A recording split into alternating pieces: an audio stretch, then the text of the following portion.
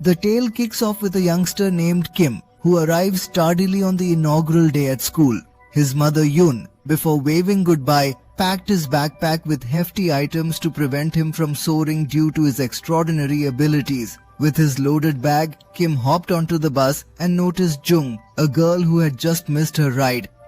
He managed to stop the bus just in time to let Jung on. Jung didn't even have the money for the ticket, so Kim paid for her. Suddenly Kim realized his flying powers were awakening again, so he tried hard to keep his feet on the ground so his secret wouldn't be revealed. Later in the classroom, while all the other kids were studying, Kim only had eyes for the financial institution where his progenitor was employed. Owing to his profound love for his patriarch, Kim began to levitate once more, necessitating a firm grip on his desk to stave off ascending. Concurrently, at the aerodrome, a gentleman named Frank acquired his essential equipment from a vehicle in the car park. Subsequently, he assumed the guise of a laborer.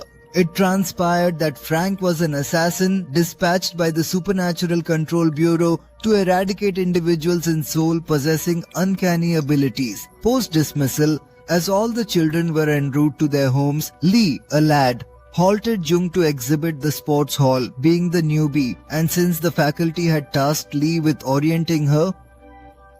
Meanwhile, Frank reached his first target, Jin Jin's office. Jin Jin immediately sensed something was off with this stranger. Taking him aside, Jin Jin asked how Frank knew his real name. Frank revealed that his company had sent him to kill Jin Jin. Hearing this, Jin Jin got furious and crushed a metal stick like a piece of paper before attacking Frank with it. Frank managed to dodge the attacks, but Jin Jin lifted him and hurled him with great force. He shattered the wall with a strong blow. At that very moment, Frank destroyed the lenses of Jin Jin's spectacles, which directly struck his eye. Seizing the chance, he viciously attacked Jin Jin's chest with a pen, piercing his heart and killing him on the spot. Frank then hurled Jin Jin's corpse out the window, completing his initial mission. Then he returned to his truck and sent a message from his phone to notify that the task was completed. Meanwhile, Kim's mother Yoon was cleaning the house. During this, she checked her phone and saw news about Jin Jin's blood everywhere. On the other hand, Jung stayed at school after class, studying because she wanted to go to the best college. However, the fees were too high, so she quietly lost hope. When her father asked if she needed money, she lied and said no, she only needed money to buy a school uniform. We then see a man named Minong Jong, the director of the National Security Agency. When he heard about Jin Jin's murder, his assistant said it was impossible, yet she would still try her best to remove the news of his death from social media. Yet he was aware that all the notable individuals in the city faced peril. As a result, he had his aide commence covert training with secret weaponry. Elsewhere, Kim's mother Yoon prepared him a meal, and post-dinner, Kim headed to bed. Overcome with thoughts of junk, Kim accidentally struck his ceiling in distraction. In the meantime, Yoon sat down at her desk, extracted her firearm from a concealed compartment, and started to put it back together. She harbored suspicions that the demise of Jin Jin was being kept under wraps, and it was possible the killer might target other special people too.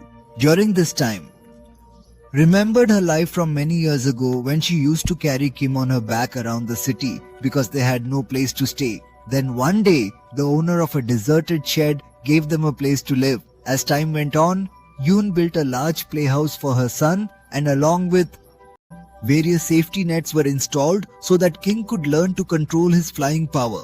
The problem was that Kim didn't understand what his mother was trying to say, making his training quite difficult. But Zando didn't give up, and after many months of effort, he turned that shed into a large restaurant and his business started to do well. From that time, he forbade Kim from playing outside, and the poor boy spent his entire childhood watching cartoon superheroes on TV, making him believe he was a superhero too. Now he called his school friends to show off his powers and started flying in front of them. Seeing him fly made his friends very happy, and Kim was finally happy to reveal his secret. However, he didn't realize that the school principal had observed him. Later that very evening, one of Kim's buddies chose to mimic his flight attempts to dazzle the other children. Unfortunately, this friend lost his balance and tumbled badly, sustaining serious injuries. Following the incident, they were summoned to the school, and Kai found himself apologizing, even though it felt unwarranted. He came to understand the extent of his mother's mortification due to his actions. So he got very upset and went to cry on the roof. Suddenly, the rope tied around his waist broke and he was swept away by a storm. At that moment, arrived and pulled the rope with all his strength, saving his son's life. The next day, all the children arrived at school, but despite Kim and Jung running, they were a bit late. The guard saw that they were just a few seconds late, so he let them in. Meanwhile, elsewhere in the city, Frank reached an old library and closed the door before standing in front of the owner. He asked the owner if he was previously known by the name Bunk, and the man realized he was in danger. So he used his electric power to turn off all the lights. After this, he took a battery from his radio and began to awaken the electrical energy inside him. His hair bristling, he abruptly lunged at Frank, delivering shock after shock. Frank defended himself with books, mounting a counter-offensive. Bunk dropped the battery, but soon picked it up again and struck Frank powerfully with electricity, sending him crashing into the ceiling. Finally, Bunk took out a photograph from his desk and, setting it on fire, started to strangle Frank. He gave such strong electric shocks that the room short-circuited. Just as he was about to die, at the last moment, he turned and threw Bunk away, finishing him off with a single lethal blow. Finally, this victim of his too was killed. Then, seeing the burning photo in Bunk's hand, he realized Bunk had a son. This saddened Frank greatly, but he quickly fled from the place in his truck. Meanwhile, at school, Jung realized that running to reach school had made his uniform smell sweaty. This embarrassed him greatly, and to make matters worse, a boy named Bang started to bother him. He saw from Jung's school record that he did gymnastics. When he started to make fun of him, Lee told him to stop and go back to his place. Later, when Jung went to practice gymnastics in the gym, Bang started to bother him again. When Lee stopped him once more, Bang asked him to meet outside the school, for which Lee instantly agreed. But what he didn't know was that a teacher was watching him. Anyway, Bang tried to attack Lee, but Lee easily dodged him and knocked him to the ground. In anger, Bang picked up a glass bottle from the ground and was about to hit Lee with it. But Lee, with a single powerful punch, hung Bang onto a tree. Then it was revealed that Lee also had extraordinary powers.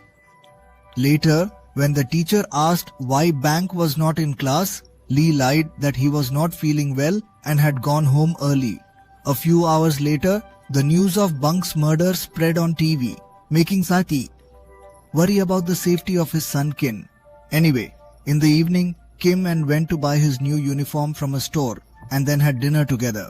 On the other, Three and Frank were looking at the picture in hand when they got orders to eliminate their next target.